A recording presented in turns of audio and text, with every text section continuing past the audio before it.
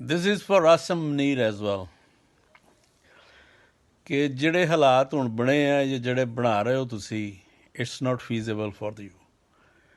ਮੰਨ ਲਓ ਕਿ this is not feasible for you ਮੈਂ ਉਹਨੂੰ ਵੀ ਕਿਹਾ ਸੀ ਬਾਜਵਾ ਨੂੰ ਕਿ this is no good for you Bajwa ਜੋ ਤੂੰ ਕਰਨਾ ਪਿਆ ਅਖੀਰ 'ਚ ਐਂ ਹੋਣਾ ਕਿ ਤੈਨੂੰ ਇਹਨਾਂ ਨੇ ਫਾਂਸੀ ਦੇ ਦੇਣੀ ਹੈ ਲਟਕਾ ਦੇਣਾ ਅਤੇ ਤੇਰੀ ਕਬਰ 'ਤੇ ਕੁੱਤਿਆਂ ਨੇ ਆ ਕੇ ਮੂਤਰਿਆ ਕਰਨਾ and this is what I think is going towards that ਅਤੇ ਆਸਮ ਮਨੀਰ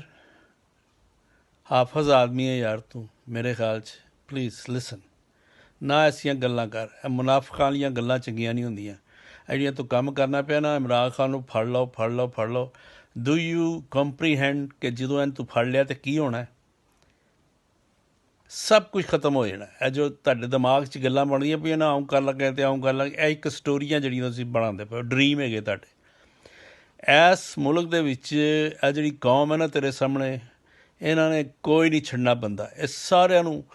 ਘਰਾਂ ਨੂੰ ਇਹਨਾਂ ਦੇ ਅੱਗਾਂ ਲੱਗ ਜਾਣੀਆਂ ਬੰਦਿਆਂ ਨੂੰ ਇਹਨਾਂ ਨੇ ਮਾਰ ਦੇਣਾ ਮੇਰੀ ਗੱਲ 'ਤੇ ਯਕੀਨ ਕਰ ਲਾ ਜਿੰਨੀ ਡੈਸਪਰੇਟ ਕੌਮ ਅੱਜ ਹੈਗੀ ਹੈ ਨਾ ਆਸਮ ਮਨੀਰ ਮੈਂ ਅੱਗੇ ਕਦੀ ਨਹੀਂ ਦੇਖੀ ਹੋਈ ਇਹ ਮੇਰਾ ਬਲੀਵ ਹੈਗਾ ਜੀ ਪਲੀਜ਼ ਦਿਮਾਗ ਸੋਚੋ ਕਰ ਕੀ ਰਹੇ ਹੋ ਇਹਦੇ ਨਾਲ ਕੋਈ ਮਸਲੇ ਹੱਲ ਨਹੀਂ ਤੁਸੀਂ ਕਰਨੇ ਇਹਦੇ ਨਾਲ ਤੁਸੀਂ ਇੱਕ ਐਸੀ ਤੁਹਾਡੀ ਪੋਜੀਸ਼ਨ ਹੋ ਜਾਏਗੀ ਜਿਹਦੇ you be discard forever please ਐਸੀ ਗੱਲ ਨਾ ਕਰੋ ਕਿ ਤੁਹਾਨੂੰ ਮੁਸ਼ਕਿਲ ਪਵੇ ਔਰ ਇੱਕ ਗੱਲ ਦਾ ਮੈਨੂੰ ਤਾਂ ਪਤਾ ਦੁਨੀਆ ਨੂੰ ਵੀ ਪਤਾ ਹੀ ਹੈ ਮੇਰਾ ਹਾਲ ਹੁਣ ਕੋਈ ਐਸੀ ਗੱਲ ਤਾਂ ਕਰ ਨਹੀਂ ਰਿਹਾ ਕਿ this is you who is fighting against people ਕਿ ਆਰਮੀ ਜਿਹੜੀ ਹੈ ਨਾ ਮਤਲਬ ਜਿਹੜੇ 3 4 5 ਜਨਰਲ ਹੈ ਉਤਲੇ ਦੇ ਆਰ ਫਾਈਟਿੰਗ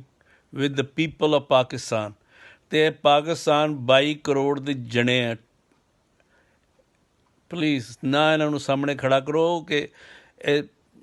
ਸ੍ਰੀਲੰਕਾ ਬਣ ਜਾਏਗਾ ਇਹ ਬਣ ਜਾਏਗਾ ਕੀ ਮਤਲਬ I can see it is happening in a week or 2 weeks time is going to happen